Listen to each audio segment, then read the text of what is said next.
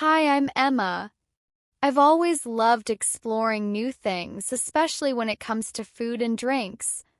But learning English? That's been a real challenge for me. You see, I've been trying to improve my English because I want to travel, meet new people, and feel more confident in everyday situations. One day, I decided to do something a little scary, but exciting. I planned to visit my favorite cafe and order in English for the first time. Have you ever been in a situation where you wanted to speak English but felt nervous about making a mistake? That's exactly how I felt. But I knew I had to try. In today's story, I'll share what happened during my visit to the cafe.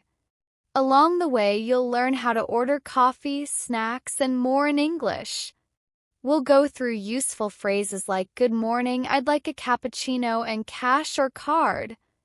Before we dive in, here's a tip. Repeat the phrases with me as we go. It's a great way to practice pronunciation and boost your confidence. Are you ready to join me on this little adventure? Let's head to the cafe and start learning English through this fun story. It was a bright and sunny morning. Kind of day that makes you want to step outside and do something new. I grabbed my bag, put on my favorite scarf, and decided to visit the cafe on the corner of my street. This cafe wasn't just any cafe. It was cozy, with small wooden tables, warm lights, and the smell of fresh coffee in the air. The baristas always wore big smiles, and the chalkboard menu was filled with delicious options. As I walked in, the gentle sound of soft jazz music played in the background. A few people sat at their tables, sipping coffee, typing on laptops, or chatting quietly. Felt like the perfect place to practice my English. I took a deep breath and walked up to the counter. My heart was racing a little. What if I said something wrong? What if the barista didn't understand me? These thoughts kept running through my mind, but I reminded myself, this is your chance to try. Mistakes are part of learning. The barista, a young woman with curly hair and a friendly smile, greeted me warmly. "Good morning. How can I help you?" she said. I froze for a moment, but then I remembered the phrases I had practiced the night before. I smiled back and replied, "Good morning. I'd like a cappuccino, please." She nodded and asked, "What size would you like, small, medium, or large?" This was it. My first real interaction in English at the cafe. I looked at the menu again, trying to decide. I finally looked up from the menu and said confidently, "Medium, please."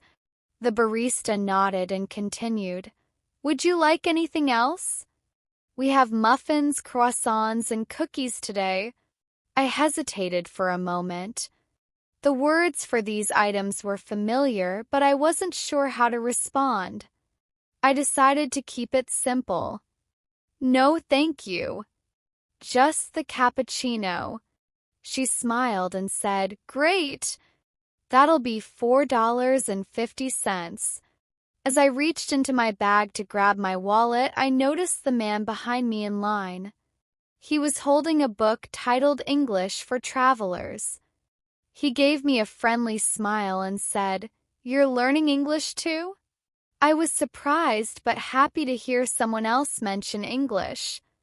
"Yes," I replied, "I'm trying to practice."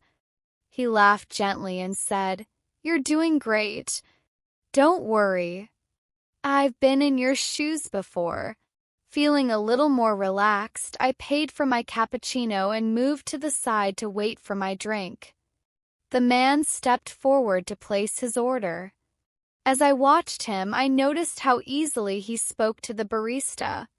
His English wasn't perfect, but he spoke with confidence. That gave me hope. When he finished ordering, he walked over to where I was standing.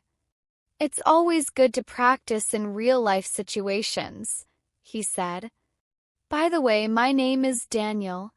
I smiled and replied, Nice to meet you, Daniel. I'm Emma, Daniel asked. So, how long have you been learning English? About 6 months, I answered. But this is the first time I've really tried speaking it outside of my class. He nodded. That's a great step. The more you use it, the easier it becomes. Just then, the barista called out, "Medium cappuccino for Emma." I picked up my drink, feeling proud of myself. I had ordered successfully, had a short conversation, and made a new acquaintance, all in English. Daniel picked up his coffee as well and said, "Would you like to sit together? We could practice English more." For a moment, I hesitated.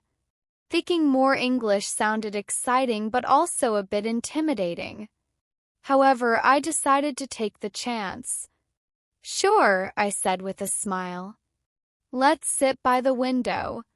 Daniel and I sat by the large cafe window where sunlight poured in, creating a warm and inviting atmosphere. I could see the bustling streets outside, but inside I felt a sense of calm. "So, Emma," Daniel began, taking a sip of his coffee, "what made you start learning English?" I thought for a moment before answering. "I want to travel," I said. "I've always dreamed of visiting new places, meeting people, and understanding their culture. English is important for that." Daniel nodded. "That's a great reason. Where do you want to go first?" I hesitated, unsure how to explain all my thoughts. "Maybe London or New York. I also want to see Australia." But I paused, trying to find the right words. "You're doing great," Daniel said encouragingly. "Take your time." I smiled, appreciating his patience. "But I feel nervous," I admitted. "What if I don't understand people? Or they don't understand me?" Daniel leaned forward. "That's normal," he said. "When I first moved to this city, I was afraid to speak English. I thought everyone would judge me. But I learned something important. Most people just want to help." His words made me feel a little better. "So, how did you practice?" I asked. "I used every chance I had," Daniel explained. "I spoke to my neighbors, ordered food, and even joined a book club. The mistakes I made helped me improve." I laughed lightly. "A book club? That sounds hard." "It was at first," Daniel admitted, "but it also helped me grow. Every small step adds up." As we continued talking, Daniel taught me some helpful phrases. For example, he said, if you're traveling and need help, you can say, "Excuse me, can you help me? Excuse me, can you help me?" I repeated. "Perfect," Daniel said. Or if you're in a restaurant, you could say, "Can I have the menu, please?" I repeated that too, and Daniel gave me a thumbs up. As we practiced, I started to feel more comfortable. I even managed to share a few of my own stories, like how I struggled to pronounce certain words in my English class. Daniel laughed along with me, sharing his own funny mistakes. "Once," he said, "I accidentally asked for a cheap instead of a chip at a restaurant. The waiter was so confused." We both laughed, and I realized that making mistakes wasn't so bad after all. By the time we finished our coffee, I felt a sense of accomplishment. I had spoken English for nearly an hour, and I wasn't as nervous as I had been before. "Thank you, Daniel," I said as we gathered our things. "For what?" he asked, smiling. "For helping me feel more confident," I replied. Daniel shook his head. "You did all the hard work, Emma. I just gave you a little push." As we left the cafe, I felt a mix of emotions, pride, excitement, and a little bit of disbelief. I had taken a big step toward my goal and it felt amazing. Daniel and I walked out of the cafe and onto the busy street. The sun was still shining, and the city felt alive with energy.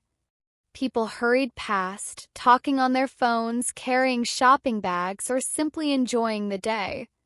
"Okay, Emma," Daniel said, turning to me with a grin. "Are you ready for a little test?" "A test?" I asked, feeling my stomach tighten. "Don't worry," he said, laughing. "It's simple. Let's practice what we just learned. Look around and find someone who looks approachable. Then ask them for directions, just like we practiced." I froze.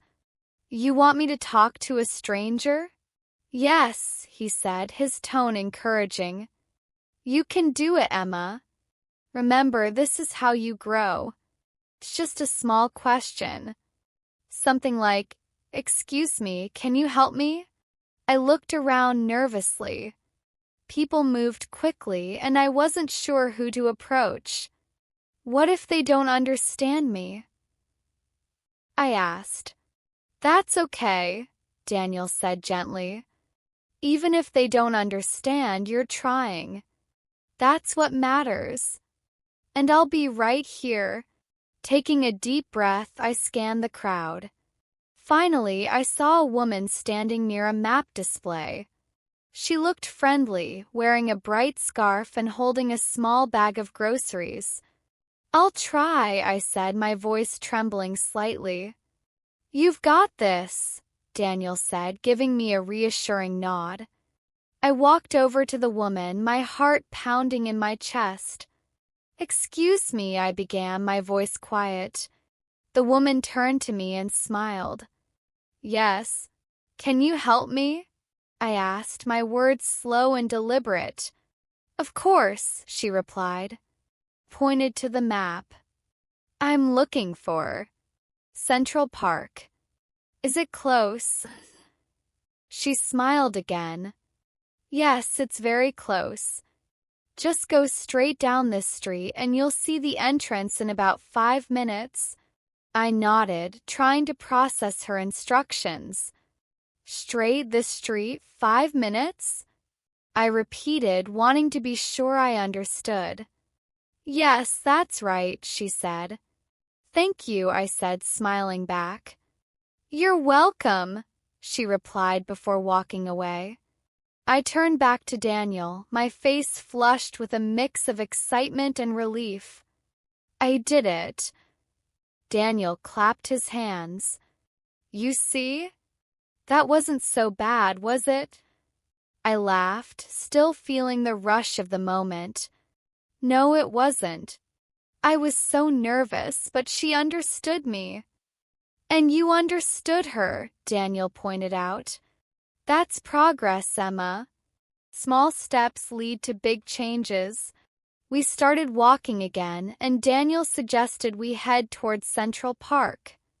"It'll give us more time to practice," he said. As we walked, he quizzed me on some new phrases. "How would you ask for directions to a restaurant?" "Excuse me, can you help me?" "Where is the restaurant?" I replied, piecing the sentence together. "Good. Now let's make it more specific. How about, where can I find an Italian restaurant?" I repeated after him, feeling more confident with each attempt. As we reached the edge of Central Park, the sun was beginning to set, casting a golden glow over the city. The lively chatter of people and the sound of street musicians filled the air, creating a vibrant and welcoming atmosphere. Daniel pointed toward an open space near the fountain. "Let's sit for a while," he suggested. I nodded, grateful for the chance to rest after the whirlwind of emotions that had carried me through the day. As we sat on a bench, Daniel handed me his phone. "Let's do one final practice. Imagine you're asking someone at the park for directions to the subway station. Go ahead." Taking a deep breath, I said, "Excuse me, can you help me? Where is the nearest subway station?" Daniel smiled, giving me an approving nod. "Perfect. And if you want to be a little more conversational, you could say, 'Hi, I'm looking for the subway. Can you help me?'" I repeated the phrase, noticing how natural it sounded. With each practice session, my confidence grew. I looked at Daniel, feeling a deep sense of gratitude. "Thank you for helping me today. I don't think I could have done all this without you." Daniel waved off the compliment with a grin. "You did the hard part, Emma. You faced your fear and used your English in real situations. That's what matters." The sun dipped below the horizon, and the first stars began to twinkle in the sky. I stood up, feeling a mix of pride and determination. I think I'm ready to practice more on my own. Today was just the beginning, right? Daniel stood too, his expression warm. "Exactly. You've got this, Emma. Remember, every small step adds up. You're already so much braver than you think." We walked back toward the subway station, chatting lightly about our favorite parts of the day. As we said goodbye, Daniel gave me one last piece of advice. "Keep speaking, keep trying, and don't be afraid to make mistakes. That's how you grow." Boarding the train, I waved to Daniel one last time. As the doors closed, I felt a renewed sense of purpose. This wasn't just a lesson in English, it was a lesson in courage. For the first time, I wasn't just learning a language. I was learning to believe in myself,